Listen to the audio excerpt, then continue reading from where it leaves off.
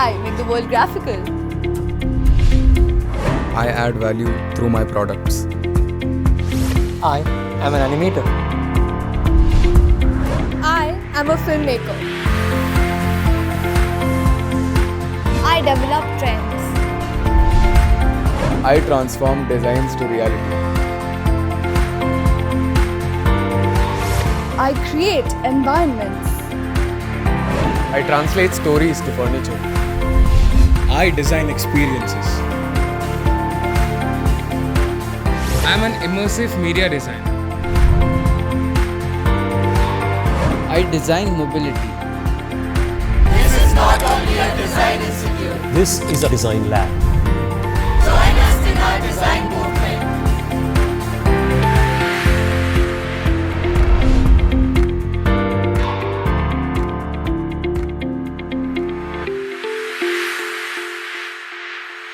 Welcome to the 13th edition of MITID webinar series. In this edition of webinar, we are going to discuss about changing facets of fashion industry and solve few queries of live audience through question answer session with fashion designer Karishma Shahani Khan, HOD of Fashion Department, Professor Arshia Kapoor, and myself, Professor Maithili Wala. So guys, I would like to start this with my experience as a fashion designer and in design. So starting with my personal journey, quite a few of you would want to relate or might relate to certain things and certain connectivities that have happened through it. It was in the year 2002 in Gujarat when our board exams were postponed by 1.5 months and the results similarly got postponed. Within that time frame, I had cleared my NIFT entrance and took admission in NIFT Gandhinagar. So this was during the third week of my education in NIFT, was when admissions were open for engineering colleges, and what led me to choose NIFT was the way basics of design were broken down into certain elements like color, drawing, geometry, and the way they were brought back together in very different forms which were not known to me previously, and that's what made me stick to design for my life. And yeah, it would be a little cliche when I say that, but it's design chose me rather than me choosing design. And continuing forward, I would like to mention that core of design remains the same since forever.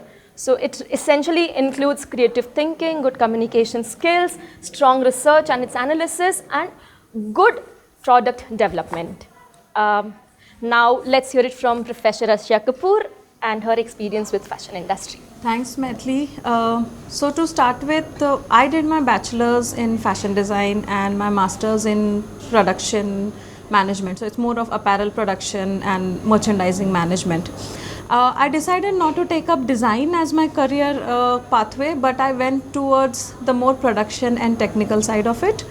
Considering that I was working with brands like Marks & Spencer, Nike and H&M, it was a huge learning curve for me and it was a great experience.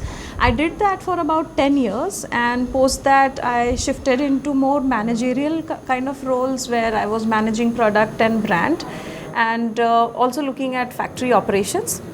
Once all that was through, after about 15 years, I shifted to Pune and I joined MIT Institute of Design. So for me, this seminar or this webinar is very apt because I can see the roles that I have experienced and the roles that have changed for me as a fashion designer, fashion production manager, technical manager, quality manager. So yeah, it's been a long journey when I look at it now, and it's been an ever-changing one.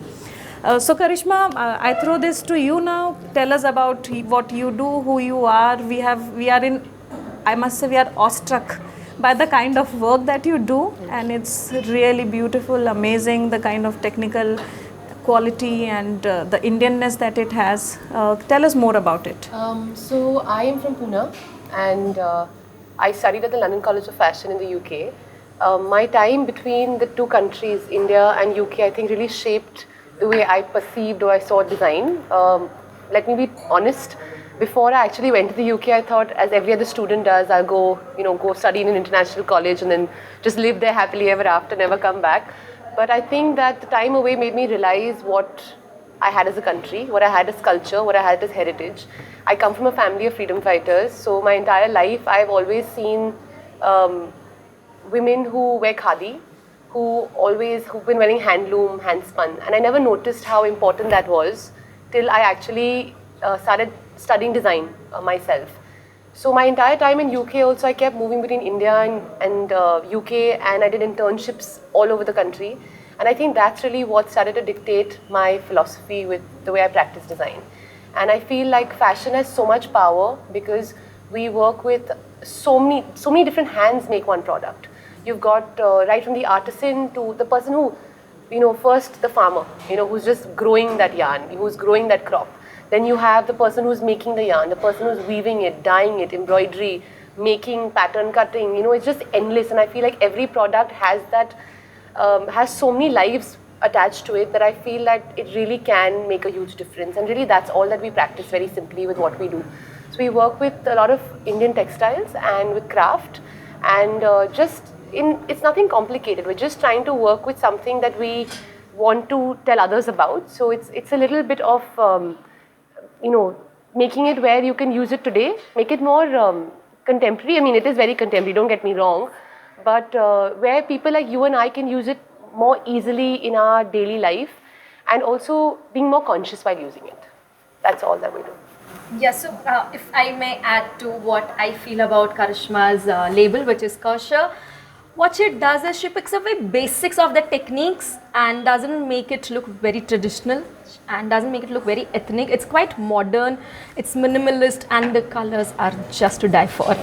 It's really nice to see these colors and the way you play around through layers and everything. It's just brilliant. Once in a while I was studying, actually someone asked my tutor, did you help her with the color palette? And he said, no, she's Indian. It's inherent, which is kind of true. So true, yes. It comes naturally. It comes naturally to us, yeah. Okay, so taking this further, Arshia, to start our discussion, we would like to know what, according to you, are the key differences between fashion design and fashion communication?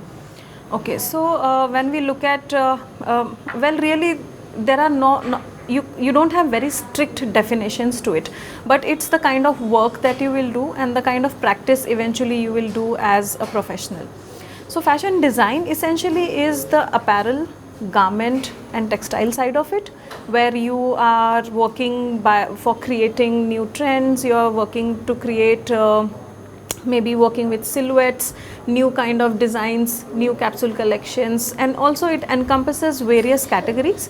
So it is menswear, women's wear, kids wear, also considering that we live in a world that people are different. So looking at special needs, addressing the requirements of special needs is all part of fashion design.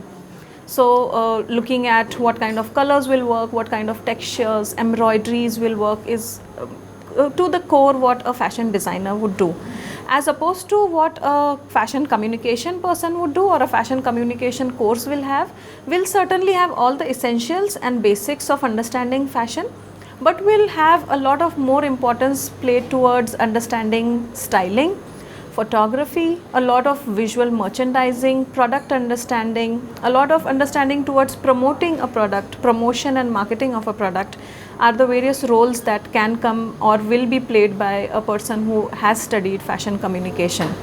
Having said that, there are many instances and places where the roles will overlap. I think Karishma can throw some light on it where you feel that the role of a fashion communications person and a fashion designer overlaps or are synchronized. I think it's very important that they both understand what the other does. So I think in colleges where obviously in fashion colleges we're taught both of them, it's really nice to have certain projects that we do together, because you need to understand the design that you're trying to communicate. You need to also understand how you're going to finally communicate that design. So I think that they both come together at a certain point, but they obviously solve very different purposes within the industry.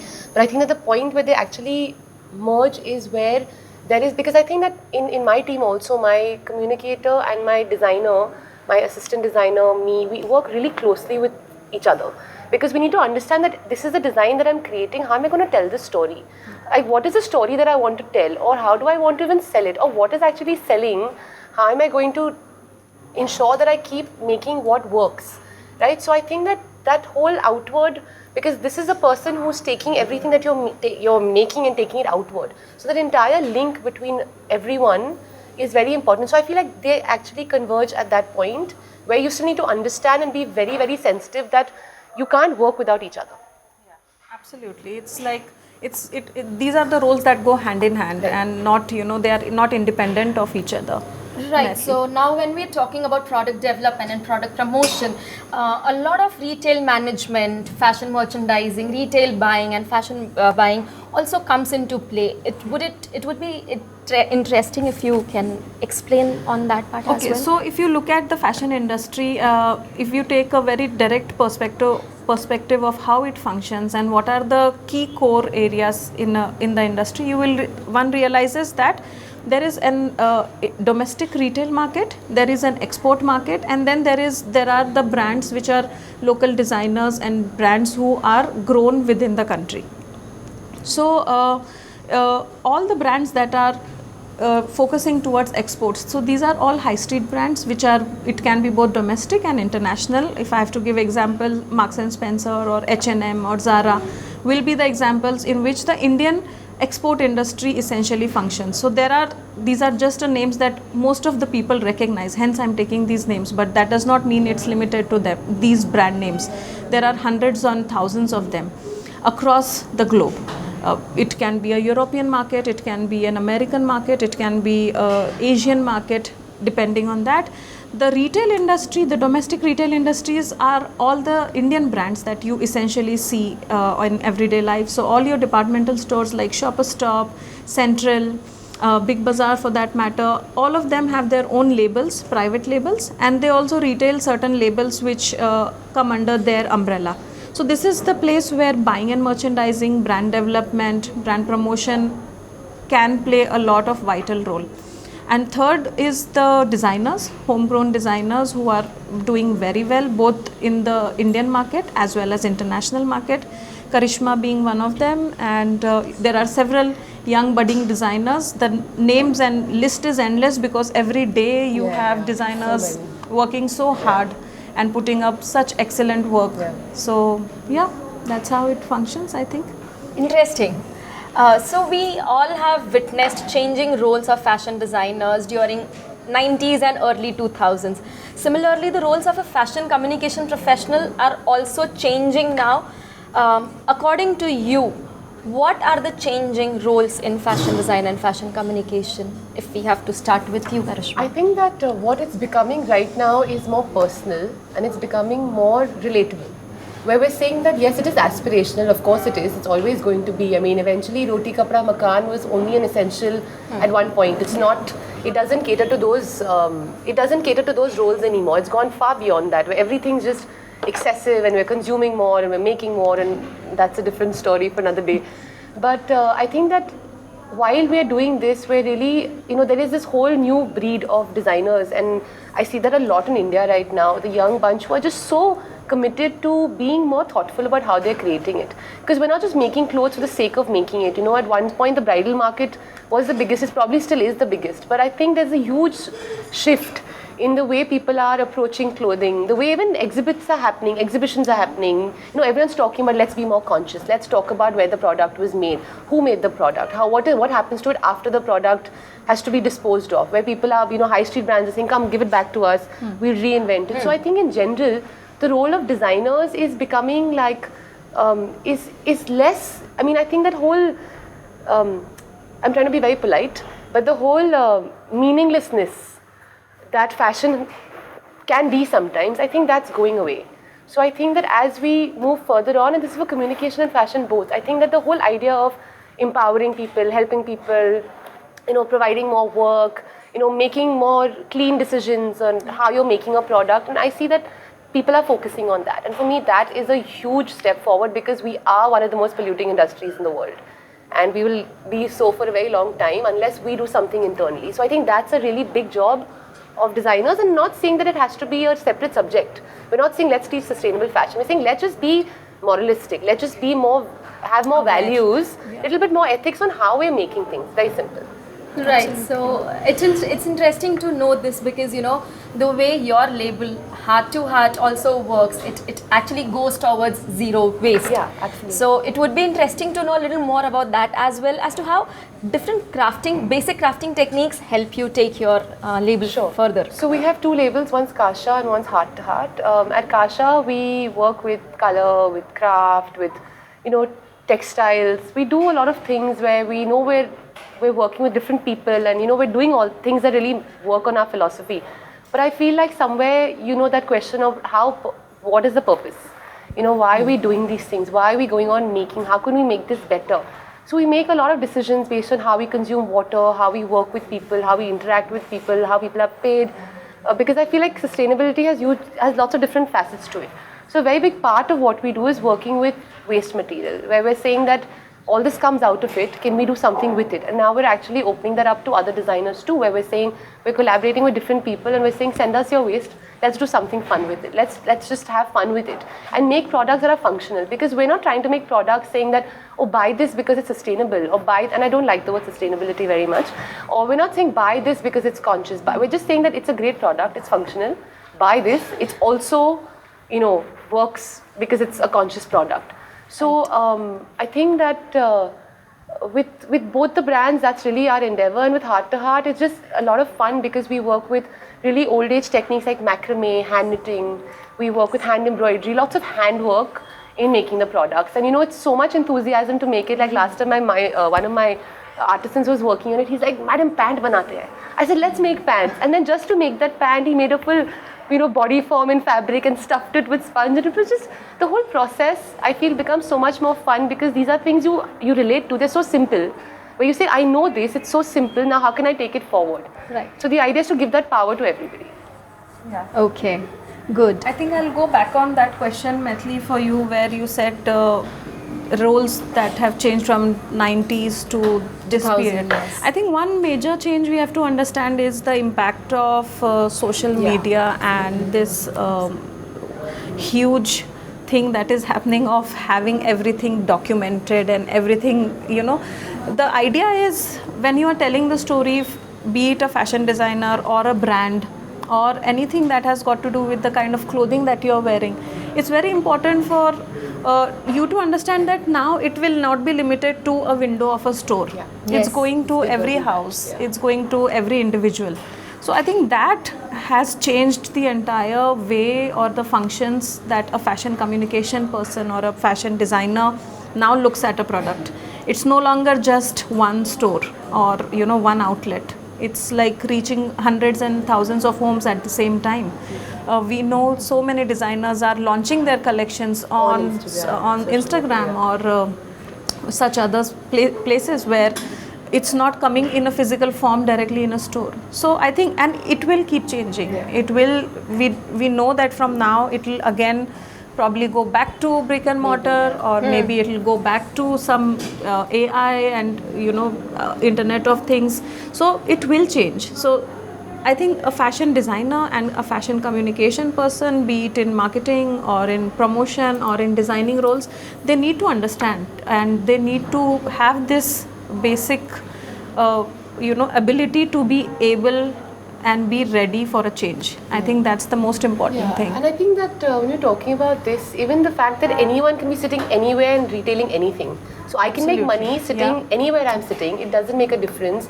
So that also the opportunities. Yes. The opportunities are tremendous. So how do you harness this? So how do you harness that responsible storytelling with being able to actually scale into a real business without making any false promises in the middle? So there's a lot of responsibility on the designers now. Right. Okay. Now that we're thorough with fashion industry in general, let's try to be specific about Indian fashion industry and its working. Coming back to Karishma once again, when your label Kersher deals with handloom and handicraft fabrics, we would like to know more about how is Indian handicraft relevant in today's technologically advanced world, and how is it probably impacting, I would not use the word probably, I'm sorry, but how is it impacting global fashion industry? I think that sometimes, India has such a huge visual image. We're so stereotyped. I think we're one of the most stereotyped countries in the world. That the minute you say I'm from India, they'll expect pigeons and peacocks and paisleys and like glitter. Elephants, of course. All of that. I've had like strange questions while studying, post that at events. But I think what is really also refreshing is that it's changing. It is really changing, and I feel like the fact that Indian textiles are, the beauty of them is that they're so versatile. Also, you can find something for every occasion, for every reason, for every season. From the north to south, we have such a huge database of just textile that it's a bit crazy. So it's very difficult to even consider that it could be irrelevant in any way. We travel a lot for work, and we see this. We see fellow designers doing trade shows, selling internationally, successfully, with 100% Indian textiles, and it's really quite motivating.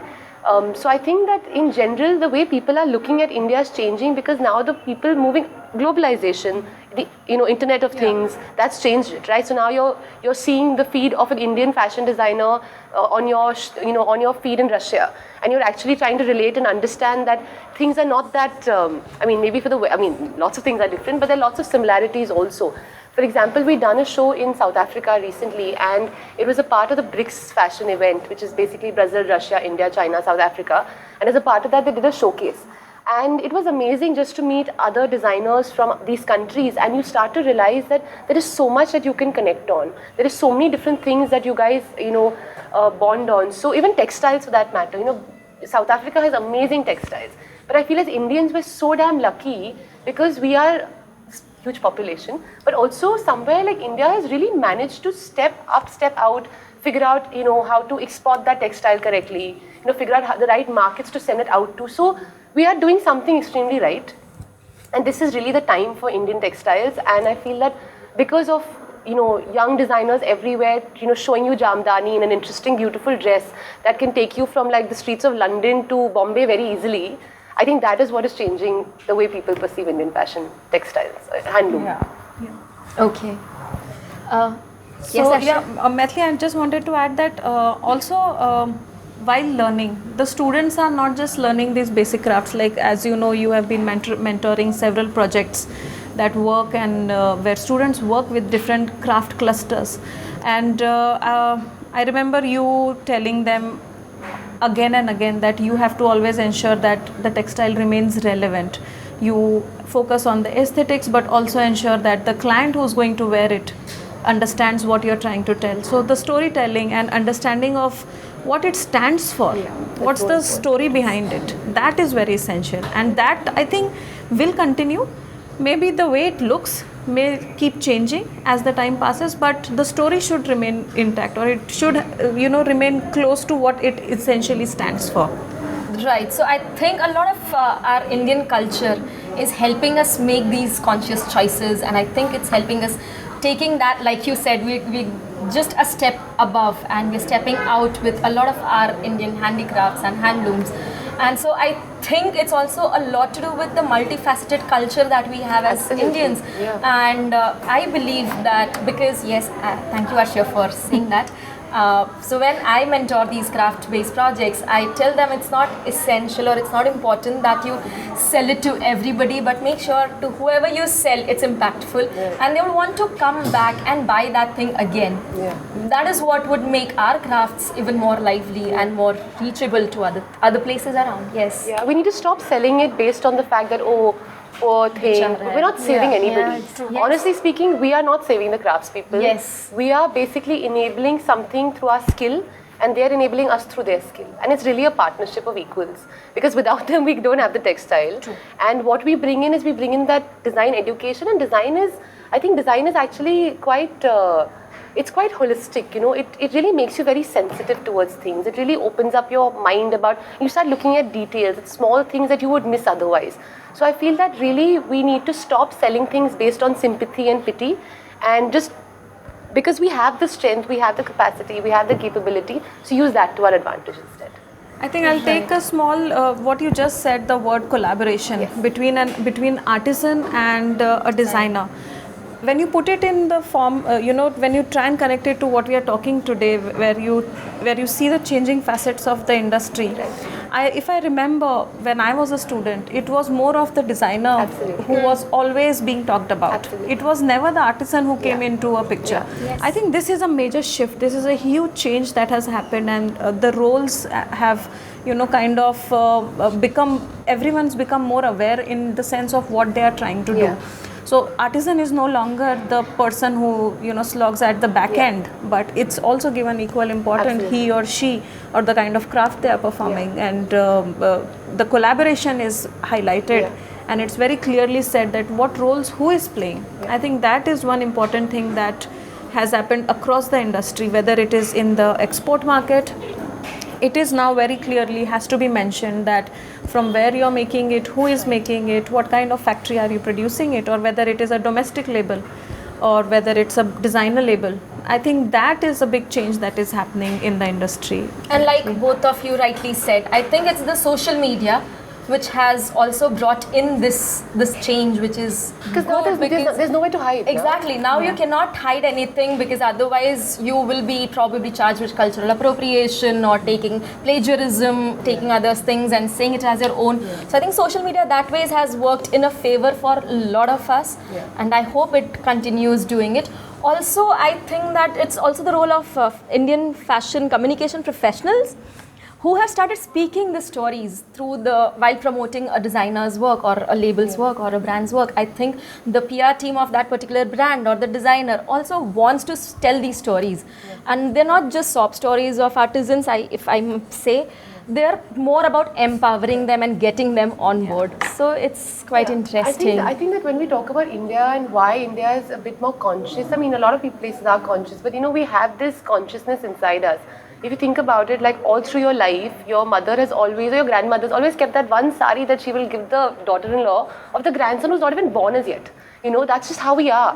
We keep preserving and keeping, but that also points towards quality, towards the fact that we have such high quality that it's going to last for 50 years. Yes. And that is something that has gotten lost along the way. And that is what is also coming back now, where we're saying quality is important. And we're saying that how do you take something and make it useful for your current need, right? So how do you take one lota and use it in multiple different ways for your current need, right? Because needs keep changing all the time. And then also the fact that even if it's a kapra we want to throw away, till it becomes a rag, till the whole house has not been cleaned after 100 times, it will still be there. Yes. So the fact is that as a country, we are pretty.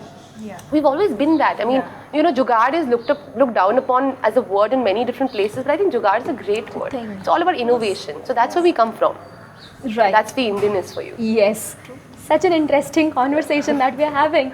And so going further, till now we have understood that Indian designers have definitely made an international mark, and with designers like you, we are even going further. Also, the choices of Indian consumers have changed, I must say. So Indian wear, rather than being something which is traditional and festive only, has now transitioned to being day wear, casual wear, leisure wear. People at times would want to wear something when they're traveling, or when they're going for a brunch, or when they're going for a get-together. Airport look is also the in thing. So Arsha and Karishma, how long do you think will this stay, and what would be the future trends, if I may ask, in Indian fashion industry? This is a question you should answer. Okay. So Maithili, we know that it's changing, and the way clothes are worn now, it has a lot of different meaning. It's no longer just what you would wear at home and come out. So you wear some clothes at home and you wear some clothes outside. It's no longer the definition. For every activity that you do, there are certain fabrics that are specifically developed. Like athleisure is like a big trend, but we need to understand that it is not just clothes. It's the way your life is changing. Like if I have to leave from here, and from here if I have to straight away head out to a gym, this is not what I will be able to wear and go. So because the lifestyle, the economy, the political conditions, so all these are various aspects I feel are the reason why your clothing gets affected. So the trends will change, but it will not be ever independent. That's certainly one fine day you wake up and suddenly the trends of clothing have changed. That's not how it's going to ever be. It's the change in politics, economics, the way all of us live, the way our bodies are. Now there is a trend to be more effortless. You are no longer, you want to be in a state or in a physical way where you are continuously have to bother about what you're wearing. If you want to be in that kind of situation, things will change, and hence clothing will be the first one to react to these I mean, changes. if you look at the whole timeline of history, that's what is always represented. The 20s had the corsets, then you move, the 60s have the pants. So if you look at it, the timelines that represent the change of timelines are always represented through clothing. Because as roles change, when women were supposed to just sit at home and look beautiful, they were supposed to dress restrictively because that was it. But as they had to take on more roles and responsibilities, it was important that their clothing adapted with that. And really, that's how trends are. That's how trends happen. And that's what we need to also understand. Yes, that lifestyle affects Hugely. our fashion choices, and fashion choices also affects lifestyle. So yeah, it's vice versa. I mean, can you imagine sitting like in a corset all day? I can't do it. I wouldn't be able to. I mean, it's a beautiful garment for the right occasion, but otherwise it'd be very hard. Right. Now, taking this further, let's have some questions coming from the audience. Okay. Our first question is from Tanya. She wants to know, how are the dialogues around sustainability and climate change going to mold fashion industry? It's already started. I mean, if you look around, people are just dropping the O word, organic, the S word, sustainable, like left, right and center. But I don't have a problem with that, because I feel like as long as they're talking about it. You know, there's always a huge debate where people ask, but you know, these big guys are coming and ruining it for everyone. No, because the point is, when an H&M talks about organic cotton, debatable, not debatable, that's a separate conversation. 20,000 people hear it, maybe more. When smaller brands talk about it, the 2,000 people will hear it, you know. So the point is that at least the big guys are coming in with all guns blazing, trying to be green, attempting. I'm not certifying anyone's greenness, but I feel like it is starting, and I think that because of this, it is going to make the industry more responsible. So the fact that we are talking about all of these different words, it is now your responsibility that if you're saying it, show me. You know, and that I think is the way the Indian fashion is changing. Right. So our next question is from Devan. Yeah. How do you see the role of traditional Indian craftsmen fit into ever-evolving contemporary commercial landscape? They're making money, no? I mean, they're doing their job because that's how they're going to get their livelihood. I'm not the person who says it's only handloom and nothing else. I feel like powerloom is also an industry by itself. It's not fair to be, you know, nikal do, just focus on one thing. There has to be a fine balance. Technology was built for a reason. You know, technology and man-made, handmade have to move hand in hand, where they should not be replacing each other. But I do think that now, I mean, it's a double-edged sword also. Because there are also certain cases where there's so much work that the quality of work is now falling, because there's so much work and the people are expecting it at lower prices. So the artisans' inherent quality at certain places is falling, because now anything goes. But at the same time, there's also really amazing brands who've come up now who are doing such phenomenal work, like Gaurang Shah with his saris. I mean, they're so beautiful and they're really expensive, but you know what? People pay for it. That means if someone's paying for that expensive sari, an artisan somewhere is getting the money for it and getting the worth for their time, because there's a man in the middle who's just creating beautiful stuff. So I think that it's this double-edged, you know, where some will be lost and some will be gained. Also, why not? Yeah, let's be open to it. Why not? Because if you're saying an artisan can, okay, in terms of production, take certain help with automation. Yeah, why not? Absolutely. If it increases the quality, if it helps in productivity, surely it's a absolutely wonderful thing to happen to artisans and contemporary arts. Because there are some parts of the process which can be automated, and it's okay for it to be automated. You know, I mean, of course, if you come from a village or a space that is only doing a certain kind of skill, and then you're saying now let's automate all this, that's not right, because then you're ruining the entire livelihood. But there are certain parts of it which could just, if it makes your life simpler, by all means. Right. I think one of the examples could be the shibori fabrics that we get these days. Yeah. It's interesting to see how the hand sewing has been at few places replaced with machine stitches, but then the finesse and the motifs that emerge out of that are just brilliant. Because now they're using it to their advantage. Yes, so now they know that where to use the technology. I'm taking it higher up with technology, but I'm also making it more interesting. Yes. You know, so I mean, it's still a win-win for all of us. Right. So our next question is from Amita. She wants to know how fashion communication is different from communication and graphic design. Okay, so fashion communication, essentially you have to understand that it has the word that it begins with is fashion. So the understanding of fashion is going to be very in depth. It will have understanding of both the product, the way fashion has evolved, history, the various art movements, various ways through which a product is made, processes that are involved. So fashion itself will be the core of communication. Having said that, there will be several other places where a graphic or a communication will play an important role, but fashion will be towards the forefront. It will be for doing, it will be done for brands that are essentially fashion brands, not necessarily clothing. It could be accessories, it could be makeup, but it has to do something with fashion. And graphic and communication, I must say, are great in terms of aiding to what a fashion designer does. So all the kind of t-shirts that you see, most of the graphics are done by graphic designers, not necessarily fashion communication people. So this is a great win-win situation for anyone who is a practicing graphic designer or a fashion communication. If you understand where you fit in and the kind of possibilities you have, which I feel in today's day and time are endless, it is a great place to be in.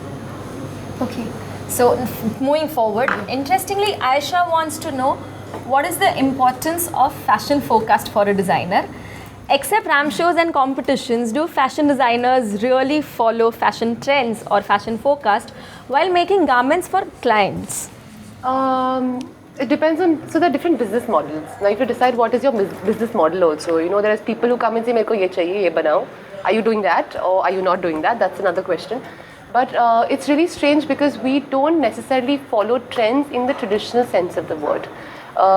Trends are very important to know, but you have to learn how to find those trends. And I think that's what we learn through general knowledge and what we learn through education, and how do you identify what is going on. So that's what we've been talking about all this while, right? We're saying that it's political, it's social, it's roles, it's responsibilities, it's lifestyle. So that is where the trends are coming from eventually. So how do you become more sensitive to things around you so you're designing correctly? For example, you're not going to use fur in summer because it's just going to be damn hot, because that's logic, right? So why can't we apply that same logic to multiple different things that go into making a garment and then decide? So it's, but somehow if you are putting your ear to the ground and actually working very hard, you will notice that a lot of designers who don't follow trends are still sticking to key trends which emerge in that season. Whether it's the choice of color, suddenly you see lots of blue, and blue is the color of the year, and we have this color blue in our summer collection, which is 20% off from what the color of the year is. We obviously collaborated with Asian Paints also for a project for that, but even before we did the collaboration, we already had the color existing. But that's because you're just being more aware of how you're, because even how you're choosing a color, how is that color being chosen? Yes, it is to unify the industry, it is to make more sense, but it is being chosen by very, very culturally appropriate requirements and needs, and then deciding that this is the color. We don't just get up and say now gold is the color, or yellow is the color, or blue is the color. It is a process, and that process you need to follow. So, also, if I have to add to that, Maithili, trends, essentially yes, industry does require them, but as Karishma very clearly mentioned, you need to understand where it will be of use. Yeah. So the retail scenario, if you look at the domestic retail industry and the export industry and all the high street brands, they are a huge, that becomes their core research when they are looking at trends. So looking at trends, but it should be understood. The trend cannot be just a copy and paste from, say, a website or from a book. It needs to be understood, it needs to be processed, and then it needs to be brought into your collection. It could be in form of color or a silhouette or a texture or a detail. So that understanding is very crucial. Also, I think it's the difference, right? Are you the trend creator or the trend user? Who are you? Are you creating that trend or are you following a trend? So based on where you sit in the industry also, if you're saying that you're doing pure design, you're not supposed to be a trend follower blindly.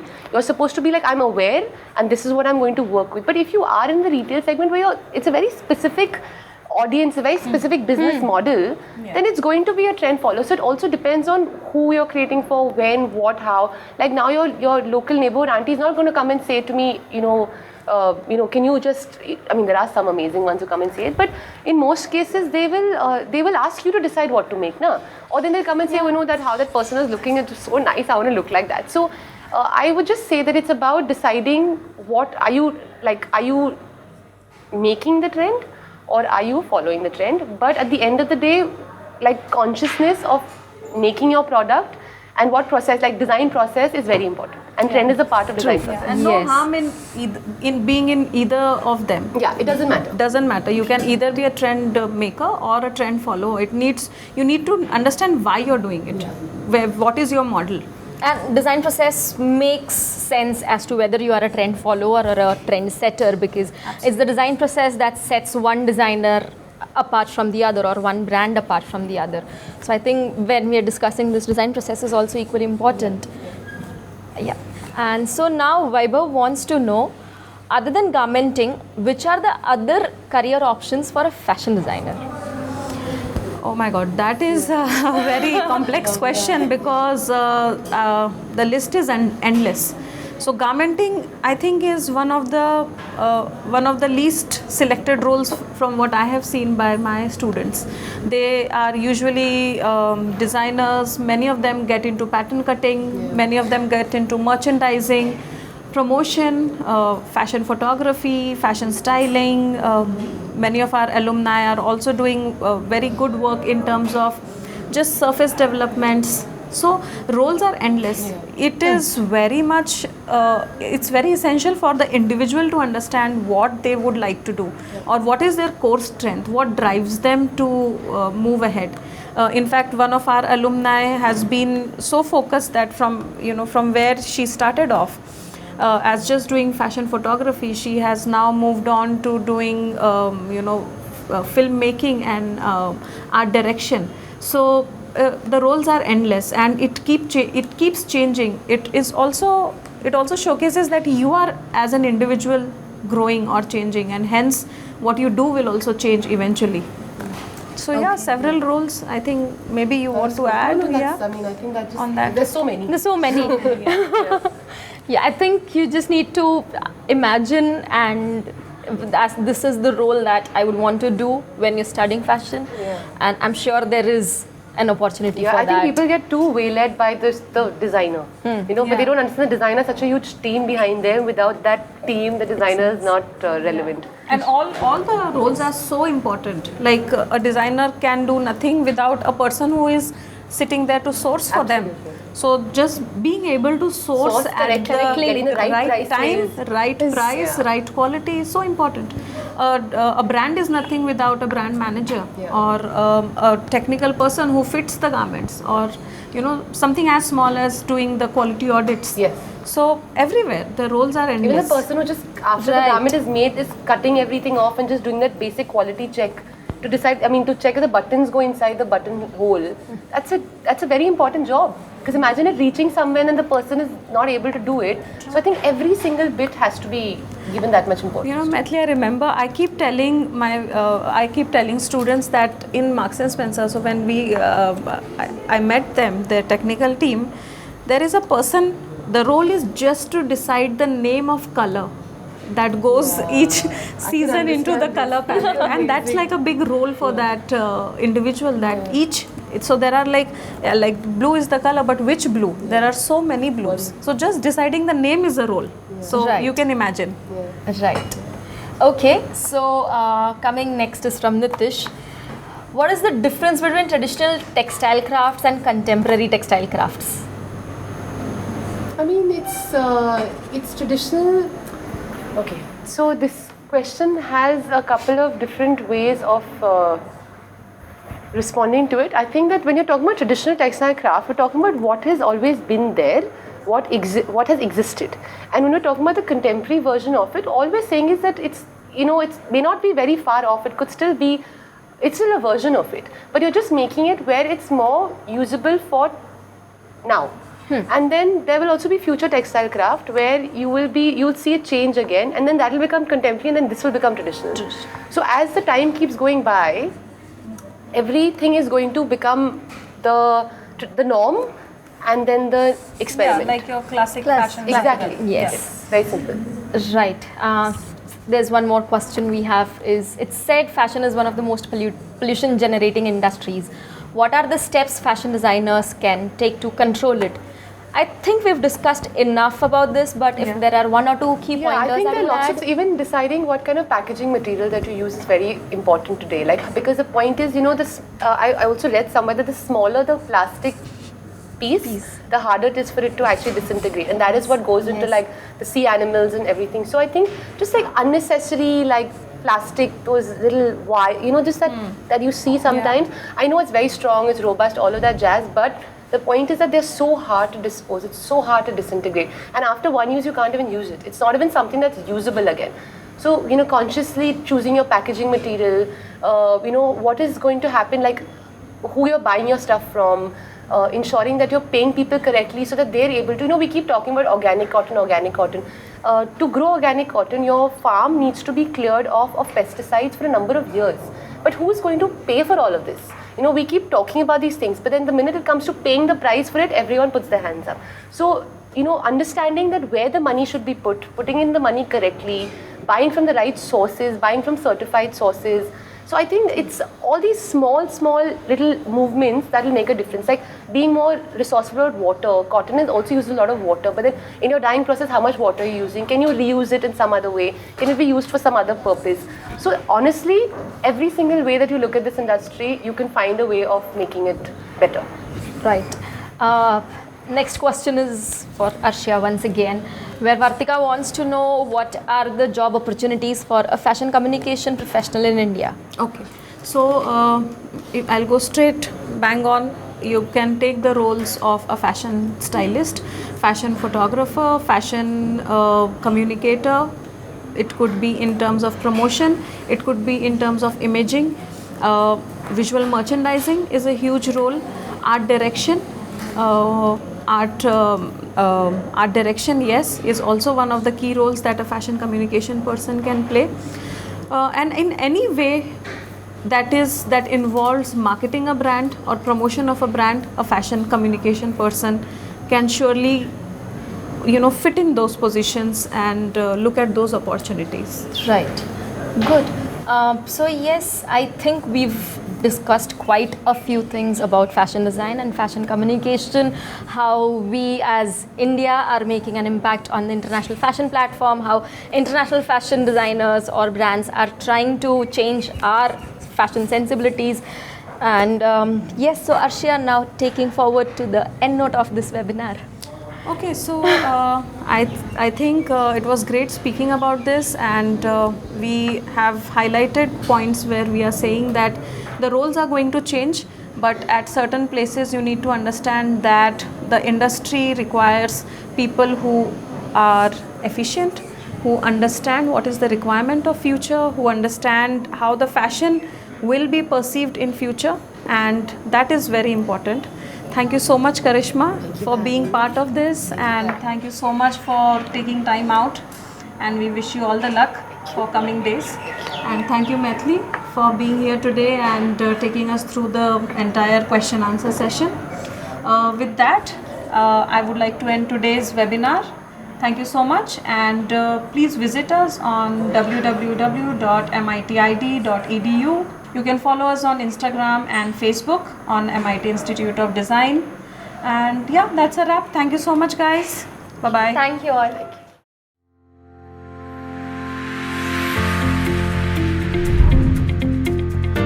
I make the world graphical. I add value through my products. I am an animator. I am a filmmaker. I develop trends.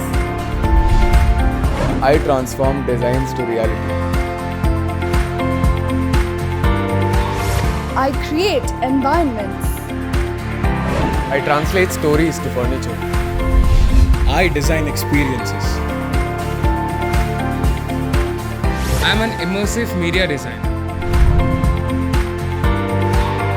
I design mobility. This is not only a design institute. This is a design lab.